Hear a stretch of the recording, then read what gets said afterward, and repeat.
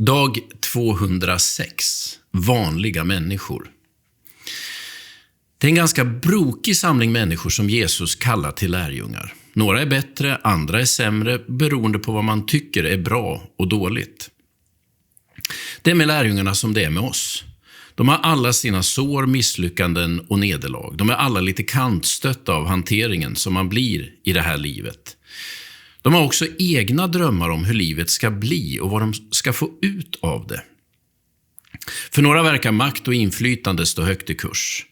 För någon annan är pengar den stora lockelsen. För en del är våld och konflikt den självklara responsen på andras aggression. Trots att Jesus talat om att älska sina fiender och be för dem som förföljer, hugger Petrus av örat på en av tempelvakterna när de kommer för att fängsla Jesus. Man tror att flera av Jesu lärjungar hade sina rötter bland seloterna.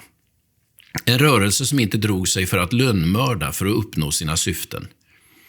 Det var ingen annan än Jesus själv som kallade Judas till lärjunge. Judas som förrådde Jesus mot slutet.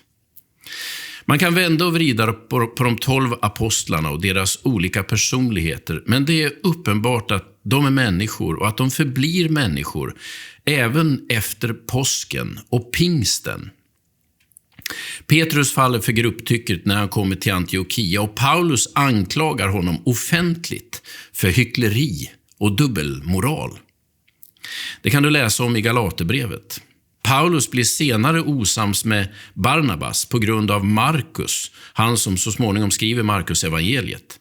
Paulus tyckte inte att Markus höll måttet medan Barnabas ville ge honom en chans till. Det står i Apostlagärningarnas 15:e kapitlet. Och på det viset har det fortsatt genom hela kyrkohistorien. Glöm alla bilder på helgon, för de finns inte. Att det finns enda sättet att fortsätta tro att det finns människor som är helgon är genom att hålla ett visst avstånd. Kommer du nära så framträder skavankerna. Gud välsigna dig idag.